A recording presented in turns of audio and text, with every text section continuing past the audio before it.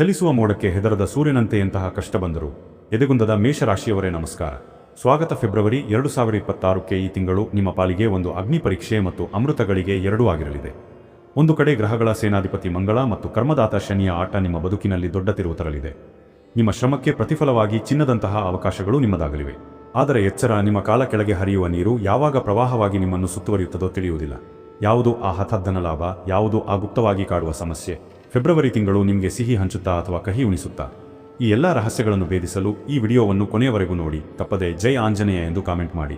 ಈ ತಿಂಗಳ ಗ್ರಹಗಳ ಸ್ಥಿತಿಯನ್ನು ನೋಡಿದರೆ ನಿಮ್ಮ ರಾಶ್ಯಾಧಿಪತಿ ಮಂಗಳನು ಅತ್ಯಂತ ಬಲಿಷ್ಠನಾಗಿದ್ದಾನೆ. ಇದು ನಿಮ್ಮಲ್ಲಿ ಅತೀಂದ್ರಿಯ ಶಕ್ತಿ ಮತ್ತು ಆತ್ಮವಿಶ್ವಾಸವನ್ನು ತುಂಬುತ್ತದೆ. ಆದರೆ ಫೆಬ್ರವರಿ ತಿಂಗಳಲ್ಲಿ ಸೂರ್ಯನು ಮಕರ ರಾಶಿಯಿಂದ ಕುಂಭ ರಾಶಿಗೆ, ಅಂದರೆ ನಿಮ್ಮ ಲಾಭ ಸ್ಥಾನಕ್ಕೆ ಪ್ರವೇಶಿಸಲಿದ್ದಾನೆ. ಇದು ಅದ್ಭುತವಾದ ಬದಲಾವಣೆ. ಆದರೆ ನೆನಪಿರಲಿ, 12ನೇ ಮನೆಯಲ್ಲಿ ಶನಿ ಕುಳಿತು ನಿಮ್ಮ ಖರ್ಚಿನ ಮೇಲೆ ಕಣ್ಣಿಟ್ಟಿದ್ದಾನೆ. ಹಾಗಾದರೆ ಬನ್ನಿ, ನಿಮ್ಮ ಜೀವನದ ಪ್ರತಿಯೊಂದು ವಿಭಾಗದಲ್ಲೂ ಏನೆಲ್ಲ ಬದಲಾವಣೆಗಳಾಗಲಿವೆ ಎಂದು ವಿವರವಾಗಿ ನೋಡೋಣ. ಮೇಷರಾಶಿಯ ಉದ್ಯೋಗಸ್ಥರೇ, ಫೆಬ್ರವರಿ ತಿಂಗಳು ನಿಮಗೆ ವೃತ್ತಿಜೀವನದಲ್ಲಿ ಸುವರ್ಣಾಕ್ಷರಗಳಲ್ಲಿ ಬರೆದಿಡುವಂತಹ ಸಮಯ. ನಿಮ್ಮ 10ನೇ ಮನೆಯಲ್ಲಿ ಸೂರ್ಯನ ಸಂಚಾರವು ನಿಮಗೆ ಸರ್ಕಾರಿ ಕೆಲಸಗಳಲ್ಲಿ, ಅಧಿಕಾರದಲ್ಲಿ ಮತ್ತು ಆಡಳಿತದಲ್ಲಿ ಹಿಡಿತವನ್ನು ತಂದುಕೊಡುತ್ತದೆ.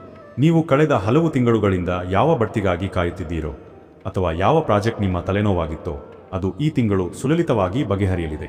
ನಿಮ್ಮ ಸಹೋದ್ಯೋಗಿಗಳು ನಿಮ್ಮ ವೇಗವನ್ನು ನೋಡಿ ಬೆರಗಾಗುತ್ತಾರೆ. ಬಾಸ್ ಅಥವಾ ಮೇಲಧಿಕಾರಿಗಳಿಂದ ಮೆಚ್ಚುಗೆಯ ಮಾತುಗಳು ಕೇಳಿಬರುತ್ತವೆ.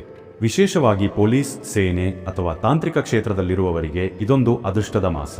ಆದರೆ ಒಂದು ಮಾತು ನೆನಪಿರಲಿ, ಅಧಿಕಾರ ಸಿಕ್ಕಿದೆ ಎಂದು ಅಹಂಕಾರ ಪಡಬೇಡಿ. ನಿಮ್ಮ ಕೆಳಹಂತದ ನೌಕರರ ಜೊತೆ ಪ್ರೀತಿಯಿಂದ ವರ್ತಿಸಿ. ಇಲ್ಲದಿದ್ದರೆ ಶನಿ ದೃಷ್ಟಿ ನಿಮ್ಮ ಹೆಸರನ್ನು ಕೆಡಿಸಬಹುದು. ವ್ಯಾಪಾರಿಗಳಿಗೆ ಈ ತಿಂಗಳು ಲಾಭದ ಹೊಳೆಯೇ ಹರಿಯಲಿದೆ. ಲಾಭ ಸ್ಥಾನಕ್ಕೆ ಸೂರ್ಯನ ಪ್ರವೇಶವಾಗುತ್ತಿರುವುದರಿಂದ ಹಳೆಯ ಸ್ಟಾಕ್ ಕ್ಲಿಯರ್ ಆಗಿ ಹೊಸ ಆರ್ಡರ್ಗಳು ಬರುತ್ತವೆ. ರಿಯಲ್ ಎಸ್ಟೇಟ್, ಭೂಮಿ ಮತ್ತು ಕಟ್ಟಡ ನಿರ್ಮಾಣ ಮಾಡುವವರಿಗೆ ಈ ತಿಂಗಳು ಜಾಕ್ಪಾಟ್ ಹೊಡೆದಂತೆ. ಆದರೆ ಪಾಲುದಾರಿಕೆ ವ್ಯವಹಾರದಲ್ಲಿ ಸ್ವಲ್ಪ ಎಚ್ಚರವಿರಲಿ. ನಿಮ್ಮ ಪಾರ್ಟ್ನರ್ ನಿಮ್ಮ ಬೆನ್ನ ಹಿಂದೆ ಏನಾದರೂ ಮಾಡುತ್ತಿರಬಹುದು. ಕಣ್ಣು ಮುಚ್ಚಿ ಸಹಿ ಹಾಕಬೇಡಿ. ದಾಖಲೆಗಳನ್ನು 2 ಬಾರಿ ಪರಿಶೀಲಿಸಿ. ಈಗ ಬರೋಣ ಅತ್ಯಂತ ಮುಖ್ಯವಾದ ಹಣಕಾಸಿನ ವಿಚಾರಕ್ಕೆ. ನಾನು ಆರಂಭದಲ್ಲಿ ಹೇಳಿದಂತೆ ಇಲ್ಲಿಯೇ ಇರುವುದು ಅಸಲಿ ಟ್ವಿಸ್ಟ್. ಒಂದು ಕಡೆ ಆದಾಯದ ಮೂಲಗಳು ಹೆಚ್ಚಾಗುತ್ತವೆ. ಬಹುದಿನಗಳಿಂದ ಸಿಲುಕಿದ್ದ ಹಣ ಕೈ ಸೇರುತ್ತದೆ. ಲಾಟರಿ ಅಥವಾ ಶೇರ್ ಮಾರ್ಕೆಟ್ನಲ್ಲಿ ಅನಿರೀಕ್ಷಿತ ಲಾಭವಾಗುವ ಸಾಧ್ಯತೆ ಇದೆ. ಆದರೆ ಇನ್ನೊಂದು ಕಡೆ 12ನೇ ಮನೆಯಲ್ಲಿರುವ ಶನಿಯು ವ್ಯಯ, ಅಂದರೆ ಖರ್ಚನ್ನು ಸೂಚಿಸುತ್ತಾನೆ. ಕೈಗೆ ಬಂದ ಹಣ ಜೇಬಿನಲ್ಲಿ ನಿಲ್ಲುವುದಿಲ್ಲ. ಮನೆ ರಿಪೇರಿಗೋ, ವಾಹನ ರಿಪೇರಿಗೋ ಅಥವಾ ಮನೆಯಲ್ಲಿ ನಡೆಯುವ ಶುಭ ಸಮಾರಂಭಗಳಿಗೋ ದೊಡ್ಡ ಮೊತ್ತದ ಹಣ ಖರ್ಚಾಗಲಿದೆ. ದುಡ್ಡಿದೆ ಎಂದು ಐಷಾರಾಮಿ ವಸ್ತುಗಳನ್ನು ಖರೀದಿಸಲು ಹೋಗಬೇಡಿ. ಈ ತಿಂಗಳು ನೀವು ಮಾಡುವ ಉಳಿತಾಯವೇ ಮುಂದಿನ ದಿನಗಳಲ್ಲಿ ನಿಮ್ಮ ಜೀವ ರಕ್ಷಕವಾಗಲಿದೆ. ಆರೋಗ್ಯದ ವಿಚಾರದಲ್ಲಿ ಮೇಷರಾಶಿಯವರು ಈ ತಿಂಗಳು ಸ್ವಲ್ಪ ಜಾಗರೂಕರಾಗಿರಬೇಕು. ನಿಮ್ಮ ರಾಶ್ಯಾಧಿಪತಿ ಬಲವಾಗಿರುವುದರಿಂದ ದೈಹಿಕ ಶಕ್ತಿ ಚೆನ್ನಾಗಿರುತ್ತದೆ. ಆದರೆ ಕೆಲಸದ ಒತ್ತಡದಿಂದ ತಲೆನೋವು, ಕಣ್ಣಿನ ಉರಿ ಅಥವಾ ನಿದ್ರಾಹೀನತೆ ಕಾಡಬಹುದು. ಮುಖ್ಯವಾಗಿ ವಾಹನ ಚಾಲನೆ ಮಾಡುವಾಗ ಮತ್ತು ಎತ್ತರದ ಪ್ರದೇಶಗಳಲ್ಲಿ ಕೆಲಸ ಮಾಡುವಾಗ ಎಚ್ಚರವಿರಲಿ. ಸಣ್ಣ ಅಜಾಗರೂಕತೆಯು ದೊಡ್ಡ ಪೆಟ್ಟಿಗೆ ಕಾರಣವಾಗಬಹುದು. ಹೊರಗಿನ ಎಣ್ಣೆಯುಕ್ತ ಪದಾರ್ಥಗಳನ್ನು ತಿನ್ನುವುದನ್ನು ಕಡಿಮೆ ಮಾಡಿ. ಕುಟುಂಬದಲ್ಲಿ ಮಂಗಳ ಕಾರ್ಯಗಳು ನಡೆಯುವ ಸೂಚನೆ ಇದೆ. ಅವಿವಾಹಿತರಿಗೆ ಕಂಕಣ ಭಾಗ್ಯ ಕೂಡಿ ಬರಲಿದೆ. ಈಗಾಗಲೇ ಪ್ರೀತಿಯಲ್ಲಿರುವವರು ಮನೆಯವರ ಒಪ್ಪಿಗೆ ಪಡೆಯಲು ಇದು ಸೂಕ್ತ ಸಮಯ. ಆದರೆ ವಿವಾಹಿತ ದಂಪತಿಗಳ ನಡುವೆ ಸಣ್ಣ ಪುಟ್ಟ ಈಗೋ ಸಮಸ್ಯೆಗಳು ಬರಬಹುದು. ನಾನೇ ಸರಿ ಎಂಬ ಹದವನ್ನು ಬಿಟ್ಟು ಸಂಗಾತಿಯ ಮಾತಿಗೆ ಬೆಲೆ ಕೊಡಿ.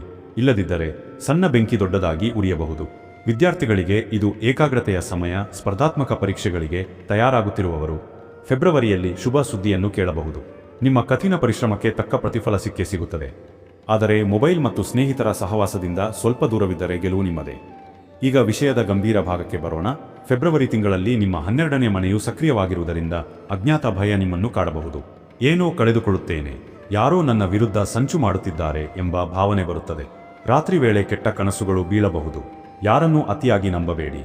ನಿಮ್ಮ ರಹಸ್ಯಗಳನ್ನು ನಿಮ್ಮಲ್ಲಿಯೇ ಇಟ್ಟುಕೊಳ್ಳಿ ಮತ್ತು ಮುಖ್ಯವಾಗಿ ಕಾನೂನುಬಾಹಿರ ಕೆಲಸಗಳಿಗೆ ಕೈ ಹಾಕಬೇಡಿ. ಶನಿಯು ತಪ್ಪು ಮಾಡಿದವರಿಗೆ ತಕ್ಷಣ ಶಿಕ್ಷೆ ನೀಡುತ್ತಾನೆ. ಈ ಕಂಟಕಗಳಿಂದ ಪಾರಾಗಿ ವಿಜಯದ ಪತಾಕೆ ಹಾರಿಸಲು ಈ ಸರಳ ಪರಿಹಾರಗಳನ್ನು ತಪ್ಪದೇ ಮಾಡಿ. ಪ್ರತಿದಿನ ಬೆಳಿಗ್ಗೆ ಅಥವಾ ಸಂಜೆ ಹನುಮಾನ್ ಚಾಲಿಸಾವನ್ನು ಪಠಿಸಿ. ಇದು ಮೇಷರಾಶಿಯವರಿಗೆ ಸಂಜೀವಿನಿಯಂತೆ. ಶನಿಯ ಕಾಟ ತಪ್ಪಲು ಶನಿವಾರದಂದು ಕಾಗೆಗಳಿಗೆ ಅಥವಾ ಪ್ರಾಣಿಗಳಿಗೆ ಆಹಾರ ನೀಡಿ. ಪ್ರತಿದಿನ ಸೂರ್ಯನಿಗೆ ಅರ್ಘ್ಯವನ್ನು ನೀಡಿ. ಇದರಿಂದ ನಿಮ್ಮ ಕೀರ್ತಿ ಮತ್ತು ಆರೋಗ್ಯ ವೃದ್ಧಿಯಾಗುತ್ತದೆ.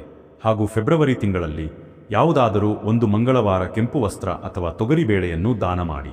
ಮೇಷರಾಶಿಯವರೇ, ಫೆಬ್ರವರಿ 2026 ನಿಮ್ಮ ಧೈರ್ಯವನ್ನು ಹೊರಗೆ ಪ್ರದರ್ಶಿಸುವ ಕಾಲ. ಭಯಪಡುವ ಅಗತ್ಯವಿಲ್ಲ. ಎಚ್ಚರಿಕೆಯಿಂದ ಹೆಜ್ಜೆ ಇಟ್ಟರೆ ಈ ತಿಂಗಳು ನಿಮ್ಮ ಬದುಕಿನ ಟರ್ನಿಂಗ್ ಪಾಯಿಂಟ್ ಆಗಬಹುದು. ಅವಕಾಶಗಳನ್ನು ಬಾಚಿಕೊಳ್ಳಿ, ಖರ್ಚುಗಳಿಗೆ ಕಡಿವಾಣ ಹಾಕಿ. ಜಯ ನಿಮ್ಮದೇ. ಸರ್ವೇ ಜನ ಸುಖಿನೋ ಭವಂತು. ನಿಮಗೆ ಈ ಮಾಹಿತಿ ಇಷ್ಟವಾಗಿದ್ದರೆ ದಯವಿಟ್ಟು ಲೈಕ್ ಮಾಡಿ, ನಿಮ್ಮ ಮೇಷರಾಶಿಯ ಮಿತ್ರರೊಂದಿಗೆ ಶೇರ್ ಮಾಡಿ. ಮುಂದಿನ ವಿಡಿಯೋದಲ್ಲಿ ಸಿಗೋಣ. ನಮಸ್ಕಾರ.